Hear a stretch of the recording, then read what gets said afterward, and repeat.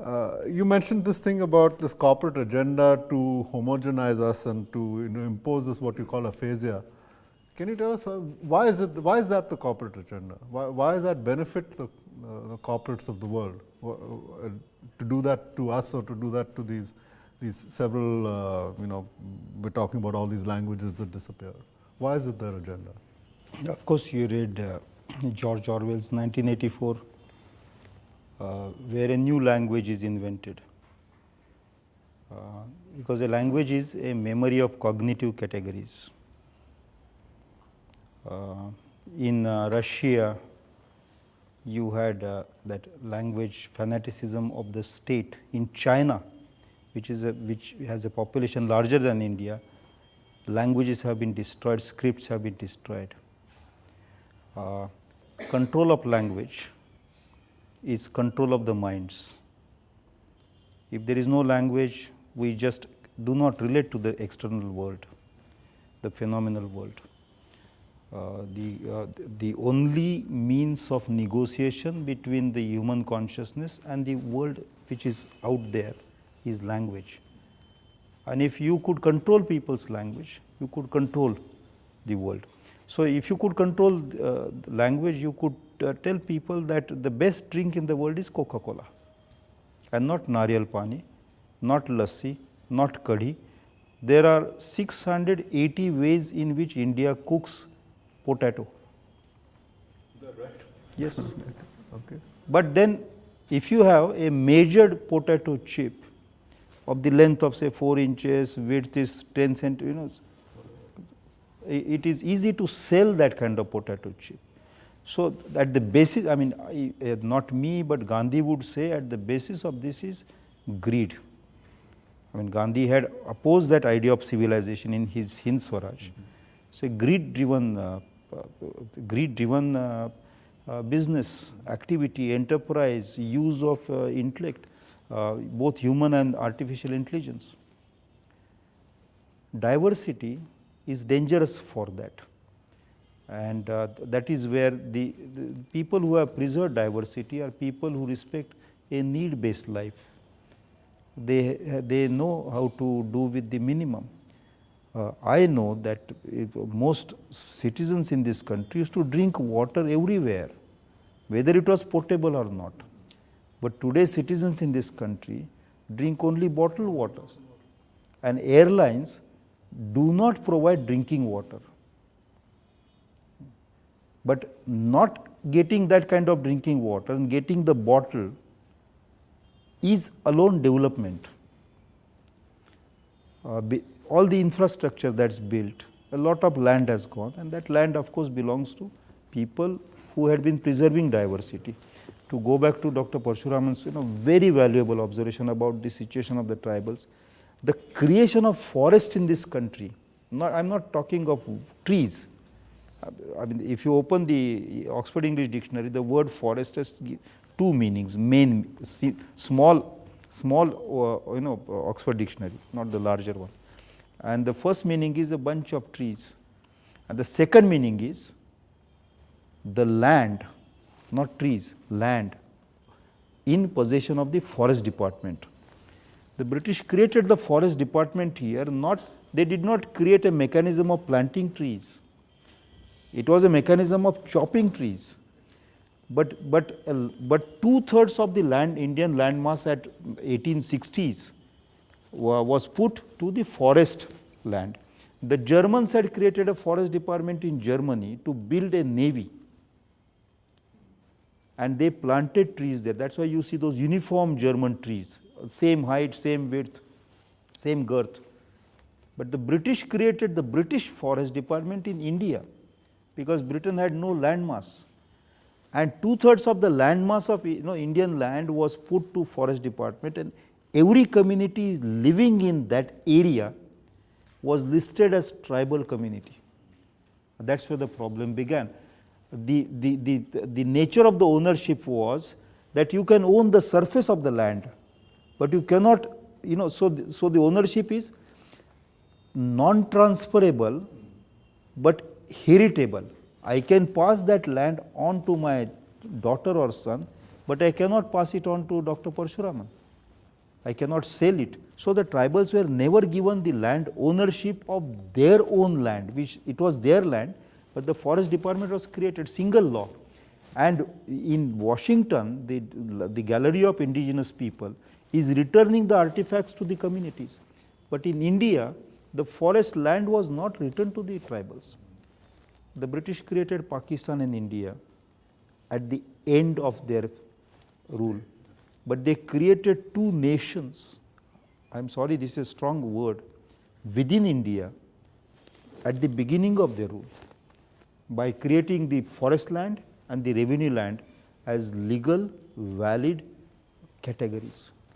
I think the corporate agenda is not something of the year 2001 or 2010 or 1991 when India decided to go liberal and and so on. That agenda begins in a machine driven idea of civilization, where the dignity of human and the dignity of the human sentiment began to lose value. The tribal lands have got forests. The tribal lands have got mines, minerals. So what is happening is that when you have, when your competitive advantage, that is what the WTO defined, nations' advantages. When India's competitive advantage is natural resources, okay, then your forest and the tribal lands become the competitive advantage for the nation. So the mining sector should have to grow at about 10%, 12%, 15% in order to keep up the growth momentum at about 8%, 10%.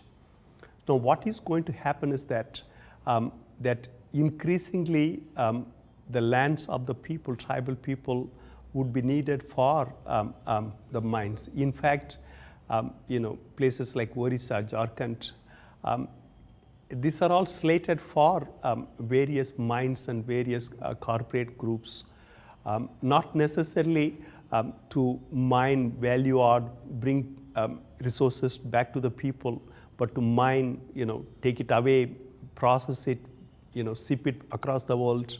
I think there is that primitive accumulation still continues in the new form.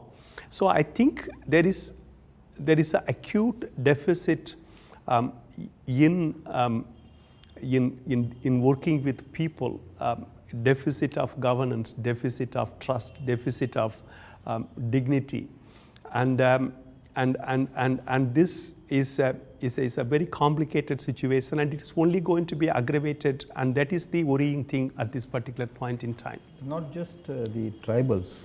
Of course, tribals, because they're taken to arms, they're more visible. But this is happening to all coastal people in the country. The possession of the coastal people, the fishermen on the sea water, that has gone now. The coastal areas are being sold. That's happening to the hill areas. I mean, the number of... Are you saying that, that there are corporate interests taking over the fishing? Not just fishing, but say the nuclear plants are being stationed there. Yeah. And the access to sea farming that the traditional communities had is taken away. Yeah. Is happening to the hill states. So you look at the map of India, the entire Himalayan range, the entire coastal range, and the middle tribal belt. Of course, the northeast has been a sad story from the very beginning. This is happening to people all over. And add to this the nomadic communities, of which you know them so well. So it's a vast amount of Indian population which is under threat. And in the nature of the republic, these people ought to have looked at the state to come to their rescue. But the social justice mechanisms have failed, continuously failing, and there is no redressal in sight. The corporate social responsibility is not going to be adequate for this. At the best, the CSR might produce some very nice reports on the situation, but real action, benefit to the people, nowhere in the sight. And therefore, the dream, that at the time of independence we had, that it will be a people's country, that seems to be taking a back seat. Both of you are come across, forgive me for saying so, as fundamentally pessimistic about the way forward, and maybe that's so. But I mean, surely there's some answer that we can search for, and what are the outlines of such an answer? Certainly, of course, when we analyze the situation, it's not to be pessimistic or to analyze the situation as it exists is very important to recognize what the problems are actually. I think it's not necessary that the comparative advantage needed to be completely exploited because which has very real challenges in terms of climate change, very real challenges in terms of the future of human existence.